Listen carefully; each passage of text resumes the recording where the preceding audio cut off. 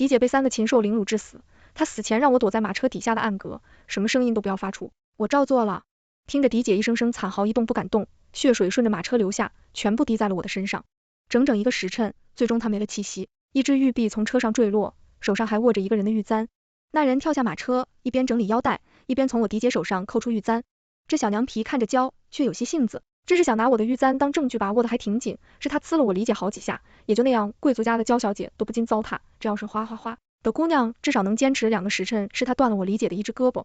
行了，到了断我财路之仇也该走了，这次就当给沈御史家一个教训，再有下次就弄他第2个女儿，我的心都凉透了。这个人当我狄姐惨叫的时候，他还问她很疼吗？他们离开后，我被救了，再醒过来时，家里所有人都在哭，我娘当时就病了，疯疯颤颤了很久，支撑了3年就去了，我爹也颓废了，整日买醉，直到我说你不想为狄姐报仇吗？他才彻底清醒，从御史做到了丞相之位，但仍然没有查清是谁动的手。而我今年已经15岁了，圣上下旨将我许给了临安侯叶无言为妻，我没有反对，临安侯府势力庞大，或许等嫁过去，可视察盗害我狄姐的凶手，我爹听我提议也是同意的。如今不过4年，他已经满头白发，我看着雪中的背影，想着他前几年的意气风发，丫鬟为我披上披风，扶我上马车前往宫中。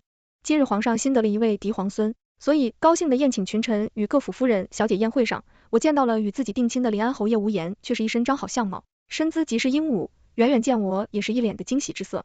我的容貌自是不比狄姐差的，我故作娇羞，低下头去，她不知我有病。在狄姐被糟蹋的那个晚上，我便已对男女之事无半点兴趣，甚至是恶心装的这般小女儿情态，不过是不想让我爹伤心难过而已。宴会上觥筹交错，可我厌恶这种当面一套背后一套的做派，无聊的站起来去欣赏一下宫中雪景，还真的是漂亮的很，尤其是梅花突然脚下一滑，差点摔倒。这时一只大手扶住我，轻笑一声问没事吧？原来是我那未婚夫叶无言，我站了起来，忙回没事儿，多谢侯爷。刚说完就觉得脚腕一阵疼，我嘶了一声，皱紧了眉，你是伤了脚腕吧？我扶你坐下来。他这人温文尔雅又很是温柔，我点了下头，咬牙坐在一边。可是他突然间问我很疼吗？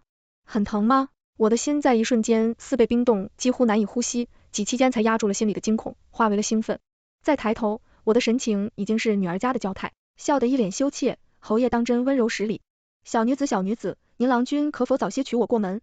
说完之后又十分后悔，马上掩住口懊恼地说，对不起，是我一着急就哭了起来，小姐莫哭回去，我便准备聘礼送入丞相府。我爹忙扶起我，你这是怎么了？我激动地说，爹，我找到了杀我狄姐的凶手，什么是谁？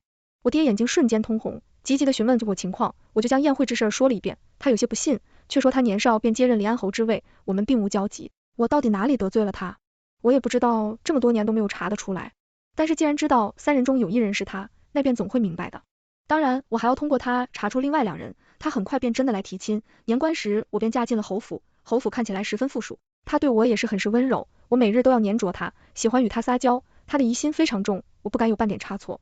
这日我听说他在前院接待客人，就直接跑了过去，结果看到2位都是书生打扮的男人，一个面上有疤，一个则看着非常和善，他头上有一只别致的玉簪。4年前他通身染上狄姐的血，侯爷妾身，不知你有外客找了你的事儿，这就回去领罚去。说完又吐了下舌头说，但来都来了，侯爷不介绍一下2个客人，免得妾身以后都不知道他们身份发生点什么误会。调皮无奈与我介绍，说这2位是他的好朋友，而他们都站起身与我行礼，找到了就是这2个人。我心里已经恨意滔天了，可是表面的笑容不变，直接就做了个鬼脸出去了。但我没急着去报信，急了容易被这些老狐狸抓住把柄，回到了自己的房间。我装成心情十分不好的样子，打骂丫头和婆子们。叶无言回来竟然一反常态的掐着我下巴，狠狠道，我是不是讲过不许进前院，为何不听？还是夫人你有别的心思？我知道他是怀疑了，马上说我就是有些难受，想你陪着你便是为了那些个朋友这般对我吗？叶无言皱了下眉，而我就恶心的呕了起来。孩子按照我的安排出现了，叶无言怔了一下，马上叫来了大夫给我诊脉，那大夫很肯定的说我有孕了。叶无言哈哈大笑，赏了众人，你是不是有了孩儿便不喜欢我了？我看起来很伤心，眼泪都快掉出来了。叶无言笑着说，怎会夫人与孩儿对我来说都十分重要，那便好。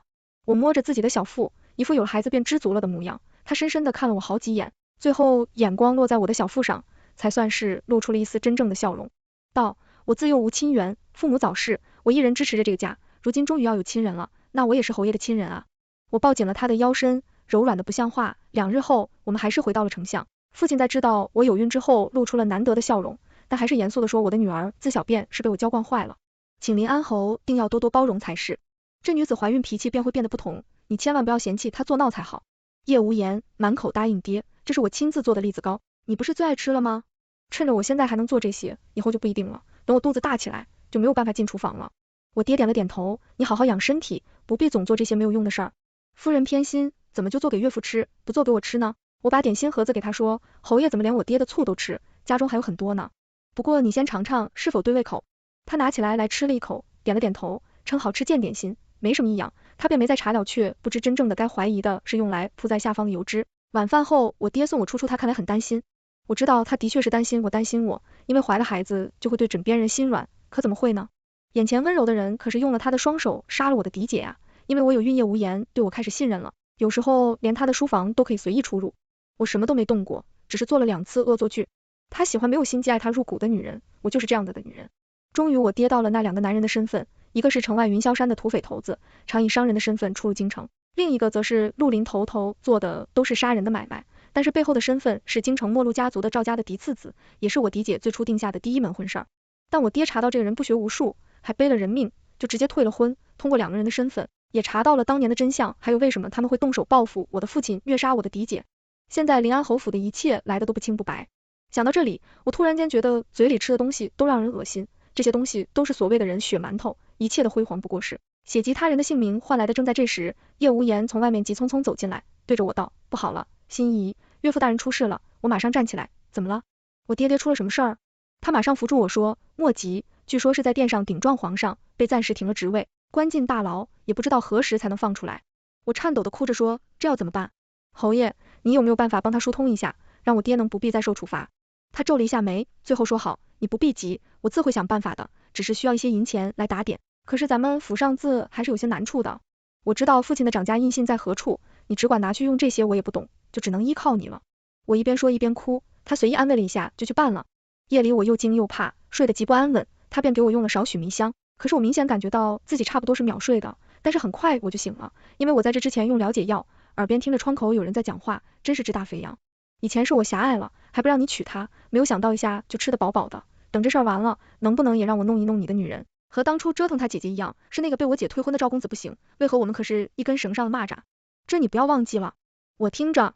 叶无言半晌没说话，手已经暗自握紧了被窝里藏着的刀子，这时却听到叶无言冰冷地说，现在不行，她还怀了我的孩子，等孩子生下来，你要喜欢便拿去，用好了就知道会这样。女人与他连件新衣服也不如，可是那又有什么呢？我的病终于有了些起色，而那2人也时常出入府中。有一天，我和那个赵少爷在花园相遇了，我一个没站稳，扑在了赵少爷的怀中，他趁机吃了我的几口豆腐。我惊慌失措地跑开，暗自垂泪，一副楚楚可怜的神情。叶无言问我为何如此，我就将被赵少爷非礼的事说了，他是您的朋友，我也不敢声张，但他还摸我的胸，还摸我的肚子，说孕妇也挺不错，若是等肚子再大些，倒可以，我说不下去了，侯爷，你保护下孩好吗？至于我待生下孩，我便以死谢罪好了。叶无言怔了一下，然后安慰我说不必在意，他会为我报仇。我不相信，但是我却知道他的为人疑心相当重，对这个孩子也是相当重视的，既重视，那我肯定要拿着做文章的，等我的钱被他们洗劫的，差不多只用了少部分的银钱作为打点之用，总算是将皇帝哄得差不多很快就要放出来的时候，变故突生，那个赵少爷突然间抽风的来打劫侯府司库，结果被叶无言当场射杀于库房门前，他死不瞑目，用最后一口气问出3个字，为什么？叶无言并没有回答，而是报警的，吓坏的我，别怕，现在我为你报仇了。我嘤咛一声躲在他的怀中，小声地说我的宝宝安全了，可是却在他不注意的时候，向那个在地上挣扎的赵少爷露出一抹笑，他瞬间明白了，你很可惜，他只能喊出这2个字，便直挺挺地咽了气。叶无言眼神一下子锐利起来，是你，这是什么意思？他的手一紧，我被勒得差点断了气。侯爷，你不应该为我报仇的，他死前肯定恨死你了。我楚楚可怜地说着。叶无言深深看了我一眼，似乎也不再纠结了。死了一个人，他似乎和没事人一样，而我爹也从狱中出来了，但仍然没有恢复原职。我回府与他相见，互诉离情之后，我爹便说他要回乡。爹，你不能走啊，你走了我要怎么办？侯爷对你很好，爹对他还是放心的。我爹说过这事之后，便和叶无言也嘱咐了几句，便举家搬迁了。叶无言带着我直送出很远，回来之后，我明显感觉到他非常开心。几天后有消息传来，说我爹在回乡途中被偷袭，生死不明，我急着差点晕过去。他安慰了我之后，就带人去查明情况了。而我找到了他的司库，现在已经满了，里面放着的多半都是我家还没有来得及售出去的一些珠宝首饰。我娘是商贾出身，嫁妆丰厚，现在都摆在这里。我嘴角翘了起来，安排了人在外面守着，很快有人过来搬运东西。这些人就是云霄山的土匪。我挥了下手，埋伏在暗处的禁军将他们全部抓捕，包括那个带着玉簪的土匪头子。他惊讶地看着我，嫂子，你这是做什么？我淡淡地看着他，然后将一串钥匙提在了手中，笑着说，你猜我为什么在这里？有没有想过你另一个兄弟是怎么死的？他突然间似是醒悟过来，是也无言，是不是他想弄死我？是啊，本来是让我带人当场将你诛杀，但是我觉得你毕竟是他朋友，应有话要留给他的。说话的时候还一副菩萨心肠的样子，哈哈哈，很好。那你知道这里是什么地方吗？我摇了摇头，这里其实是你家侯爷的私库，这里都是他从你家黑的东西，他只用了不到1000两银子买通了宫中贵妃，帮你父亲说了几句话，别的东西都抛售，黑市换成了银子，还有你父亲能得罪皇上，也是他暗中使计，明知道皇上在意什么，还让你父亲说了错话，当场让皇上下不来台，本是想让他死的，没有想到只是罢官而已。他有些疯狂，把我那夫君做的事都抖了出来。我浑身颤抖，你胡说，你就是想诬陷我夫君而已，他怎么可能做出这种事呢？我表现的像是被打击到的模样，而那个男人继续说，你知道吗？你现在是认贼作福，知道当年是谁害死你嫡姐的吗？我瞪大了眼睛，你又想胡说什么？那男人一看我被打击的不轻，阴森森的说，因为当年就是他杀了你的嫡姐呀，当年我们一起劫了官银，你父亲差点就查到我们这里了，还为此劫了我们几个虎口。他真的是没有一点隐瞒，把他们所有的罪行都交代了。我静静的听完，然后到空口无凭，我可不相信你说的是真的。他也没在意，我态度变了，还说当然有了我这些兄弟给我作证。其实我们这个山头从一开始就是黎安侯一手创建的，而我不过是山中的2把手而已。还有这个司库有一处藏着账本，为我们之间的往来账本，你可以去来看我，让人取来翻了几页，果然账目繁多。现在你可信了？我们杀你嫡姐时可是3人一起的。闭嘴！我喝了一声，然后对身后行礼道，皇上您都听到了吧？这就是当年官银的去处和我父寻求的真相。没一会儿，里面走出了当今皇上与商人打扮的我爹。皇上面沉似水，然后对我说，做得好，抓捕黎安侯的事就交由你办了。是皇上臣女有一个请求，可否将他们的头颅都交由臣女处置？可多谢皇上。这时那个男人才反应过来，你骗我这是个局。黎安侯没有想杀我，其实是你我慢慢的走近，他被禁军压着，没有办法挣扎半分。我爹在后面道，我来吧，不，我来，我知道他们这群禽兽是如何对待嫡姐的。我爹叹了口气，与皇上一起离开了，现在人中物证都有了，这个男人自然是没有用处了。我在他的头上拔下了玉簪，一下子刺入了他的左眼。你当初对我理解做过什么？我清清楚楚，当时我就在马车下面，没有想到吧，我忍了这么多年，就是想报仇。说完又一下子刺入他的右眼，他嚎叫不止，我嫌弃太吵，让人割了他的舌头，再挑断他的手筋和脚筋，原来你也是怕疼的呀，当初我嫡姐可没你叫的这么惨啊。这玉簪果然还是沾血的时候最美，尤其是沾着你的血的时候，我整整折磨了他将近半个时辰，等自己累到虚脱的时候，就让人先断了他一臂，然后再将头慢慢的割下来，报完了仇，我心中非常的畅快，哼着小曲回到了侯府梳洗，换了衣衫，摸着已经凸起的小腹，笑着说，宝宝啊，你父亲马上就要回来了，到时候我要怎么折磨他才好呢？好期待呀。我知道叶无言已经有所警觉，想要让他踏进侯府有点难，所以府中上上下下我都没有动，就和以前没有不同。府中多是他的人，就连伺候我的丫头婆子都是最近我身边的人，都会突然间出府，又突然间回来。在多番试探之后，他终于悄悄回来。当时我正歪在榻上看着书，神情有那么一点忧郁。他就这样走进来，脸上仍如过去一般温和。我惊喜异常，一下子就搂住了他的腰。侯爷，你总算回来了，我爹怎么样了？是不是有危险？他紧绷的身体稍稍放松到对不住，并没有找到他的人，这也是好事儿，证明他逃出去了。怎么会这样呢？我哭了一会儿，然后擦了眼泪问，侯爷辛苦了，还没有吃饭吧？我这就让下人为你准备饭食。夫人不必忙了。他虽然这么说，但仍然疲惫的坐下，用手按着额头，很快饭食被端了进来。叶无言看了一眼，这些人都是以前熟悉的，也是他安排的人，于是安心的坐在桌前进食，我陪着他一起用餐。叶无言见我吃得慢，就问怎么吃的这么慢，不好吃吗？语气中带着一丝怀疑，他的筷子都停了，侯爷我都吃过了，就是想陪着你一起吃。他放心吃下了2大碗饭后，用了点茶点，突然间捂住自己的小腹，额上也见了汗，我仍然端着茶在慢悠悠的喝着，淡淡的笑问，侯爷这是怎么了？是不是吃多了肚子不舒服？叶无言单膝跪地，指着我咬牙切齿，你下了毒不可能，明明他们都是府上的老人。我笑了，是啊，都是府上的老人，可是你怎么就能确定他们会100%对你死忠？人总是有弱点的，只要找到逐个击破就是。他们现在都是我的人了，不可能只用了几天，你竟然收买了这么多人，你一直是伪装的。叶无言已经没有能力站起来了，他现在能跪着讲话都是强撑。对呀，我一直都是装的，爱你叶氏你不也是吗？娶我不过就是为了我丞相府丰厚的钱财而已。我走到了他的面前，然后外面涌进来许多禁军，他们隶属皇上，而各种指挥的人却是我爹，他从外面走了进来。今日他大概是我弟姐与我娘死后最快乐的一天了。李安侯以勾结土匪、夺取朝上赈灾官银，又设计杀害我长女，还有无数罪名，你等着伏诛吧。叶无言在看到我爹的一瞬间，知道自己输了，他苦笑道，原来从她嫁给我开始，就是你们父女为我挖的坑吗？只是没有想到已经把唯一的女儿舍出来，侯爷，你可知道我想杀你很久了，久到你问我嫡姐很疼妈的时候，可惜直到宫宴上我才听出你的声音，真的是天赐良机，我肯定要抓住啊。说完我哈哈的大笑出声，我爹可能不想看到我再疯下去就到带走。有人拉着叶无言向外走，他突然间转头看着我凸起的肚子大声道，等等，我与夫人有话要说。我微笑看着他，今天也是我最开心的一天啊，所以就容许他在我面前说一句话，可他竟然厚颜无耻的道，夫人，你我恩怨暂时放在一边，你腹中胎儿是无辜的，可否将他生下来？我脸色从刚刚的微笑变成了冰冷，完全不明白他是用什么样的心情说出这样大言不惭的话来。夫人，你不是说你最喜欢自己的宝宝了吗？还说你可以感觉到他是个男孩，只要你让他活下来，我做什么都行，我们家只有这一点血脉了。说完他跪在地上对着我磕头，求我饶了他的孩儿，态度诚恳，十分的虔诚。我摸了摸自己的肚子，笑了，然后转身走向一边的雕花木桌，这东西十分的沉重，摆在那里，一个成年男子都无法轻易移动，然后退了几步，猛地挺着肚子撞上去。这一撞，我疼得头上的青筋都凸了起来，眼瞧着鲜血染红衣裙，我笑得越发的疯狂。来呀，看看你孩子挣扎求生的样子，真疼啊，他好像马上就要离我而去了。来人，快叫大夫过来。我爹慌了，让人叫了大夫，而我仍然面无表情地刺激着叶无言。当年你们怎么星号啊？嫡姐的自己不知道吗？竟然还妄想让我替你生下孩，我是来报仇的，不是来生孩的。我爹大声道，将人拉走，送入天牢部。你这个狠毒的女人，你怎么可以变成这样？明明你那般的温柔，那般的爱我。叶无言似乎还没有相信我会变成这样，但我从嫡姐死后一直就是如此，并不是变成这样的，而是被他3个星号逼成这样的。我疼了半宿，直到了半夜，他才舍得从我身里滑了出来。我虚弱的一笑，让人用小木盒装上，然后送去天牢，送给林安侯。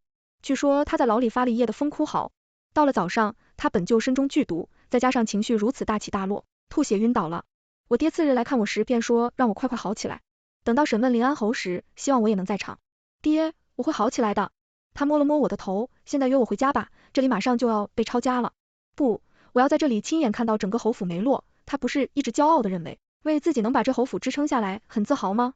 也不知被抄了家他有何感想。我爹犹豫了一下，让人保护我这里，然后就带人抄家。别看他是个书生，但是这次却没有半点手软，这是仇人家，还是害死很多人的凶手，连朝廷的银子也敢动。外面哭闹声叫骂声不断，同时赵家也受了牵连，同一时间被另外的人带着抄了家。不到1年的时间，2户豪门望族消失于京城人的视野之中。公审时，我就站在堂下，亲眼看着带着镣铐的叶无言被推上了大堂，他跪在那里，神情颓废，没有之前意气风发的样子。突然间看到了人群中的我，他挣扎着跪爬过来，为什么我对你那般好，从来不亏待你，自娶你进门，便连小妾的房门都不曾去过，你到底还有什么不满，竟狠的要杀我的孩，那也是你的孩儿，你怎么舍得？你这个毒妇，他这是临死了，还想拖我下水，毕竟别人认为的毒妇，以后有什么脸面对所有人呢？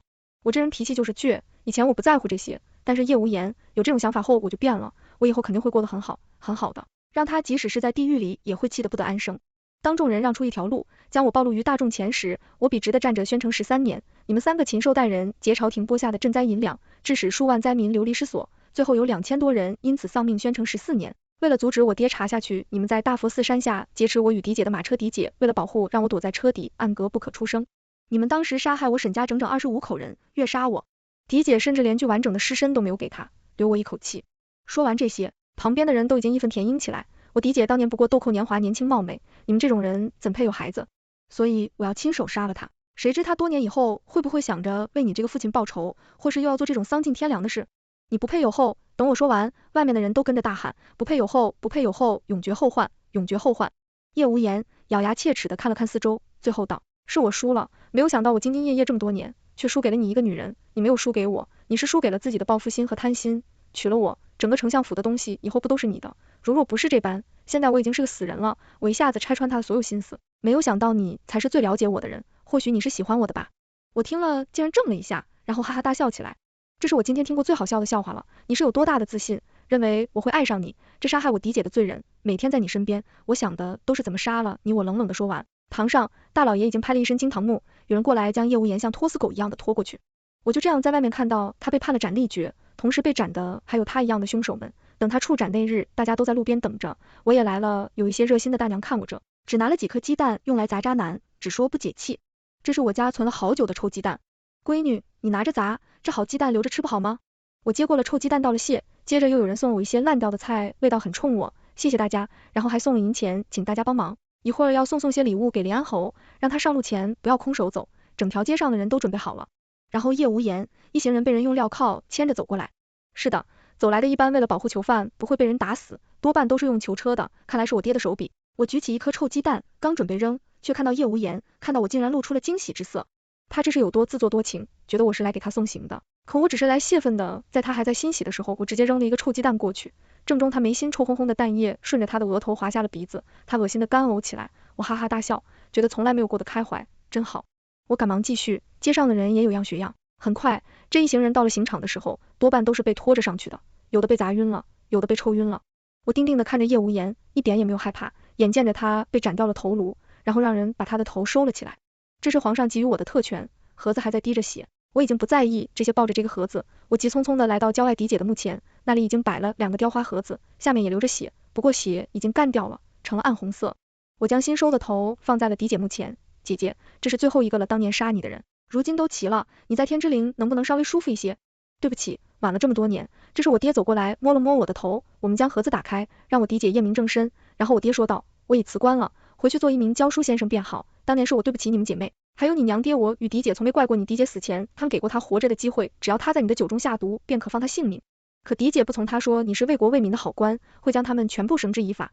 我爹听完就蹲在那里痛哭出声，我陪着他，一直到晚上才往回走。夕阳的余晖下，李姐墓前的3个盒子显得诡异得很，再走远些，就好似看着3个人正跪在比姐面前认错。1年后，我与父亲回归乡野，我与爹爹一起教书育人。5年后，我再次回到了京城狄姐的墓前，那3个盒子仍然在，因为这里有人看守着，没有人敢来拿走盒子。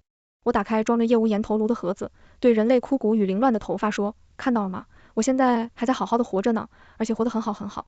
我想等我临死之前，就会将那3个人的头骨碾碎，挫骨扬灰，全文完。